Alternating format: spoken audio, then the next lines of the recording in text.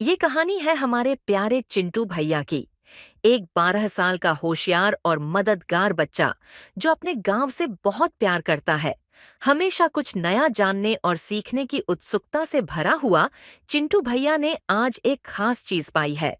एक पुराना नक्शा जो गांव के किसी छुपे हुए खजाने का रास्ता दिखाता है। क्या ये सच में खजाना है या बस एक रहस्य? चलिए चिंटू भैया और उसके दोस्तों के साथ निकलते हैं इस रोमांचक सफर पर, जहां उन्हें मिलेंगे नए दोस्त, सीखने को मिलेंगी अनमोल बातें और पता चलेगा गांव का असली खजाना। चिंटू अपने घर में एक पुरानी अलमारी साफ करते हुए एक बक्सा पाता है। बक्से में एक पुराना नक्शा है। अरे वाह! ये तो किसी खजाने का नक्शा लगता है। मुझे ये अपने दोस्तों को दिखाना होगा। चिंटू अपने दोस्तों को नक्शा दिखा रहा है। देखो दोस्तों, ये नक्शा बताता है कि हमारे गांव में कहीं खजाना छुपा हुआ है।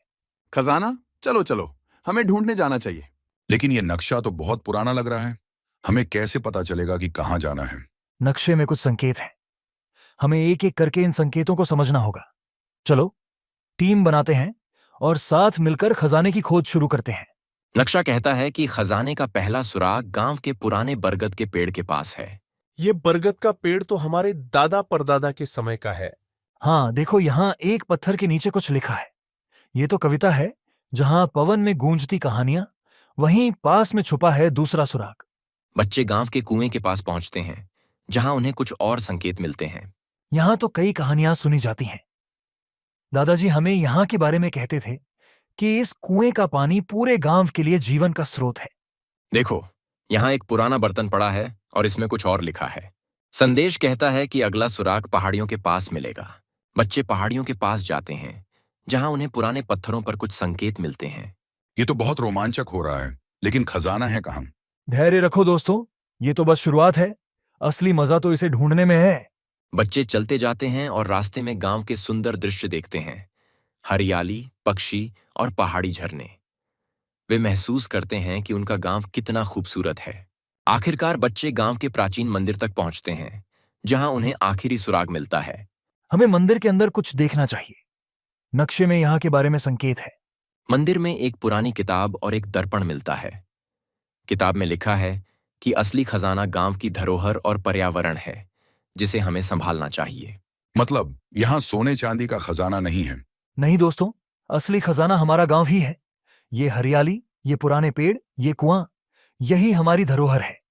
अगर हम इसे सहेजेंगे तो हमाकसरा गांव हमेशा अमीर रहेगा। बच्चे गांव में वापस आकर सबको अपने खजाने के बारे में बताते हैं। चिंटू की समझ से सभी प्रभावित होते हैं। चिंटू, तुमने बहुत बड़ी बात समझी। अगर सभी बच्चे तुम्हारे जैसे सोचें तो हमारा गांव हमेशा हरा भरा रहेगा। हम सब मिलकर अपने गांव की देखभाल करेंगे, पेड़ लगाएंगे, पानी बचाएंगे और इसे हमेशा सुंदर बनाए रखेंगे।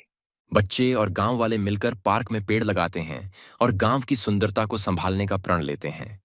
और इस तरह चिंटू भैया और उसके दोस्तों ने एक अनमोल खजाना पाया। वो खजाना था हमारा प्यारा गांव, उसकी हरियाली, उसकी पुरानी धरोहरें और वो सब कुछ जो इसे इतना खास बनाता है। चिंटू भैया ने हमें सिखाया कि असली खजाना सोने चांदी में नहीं, बल्कि हमारी धरती, हमारी संस्कृति और हमारे गांव की सुंदरता में है।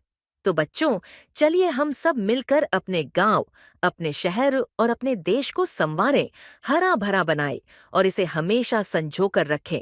यही असली खजाना है।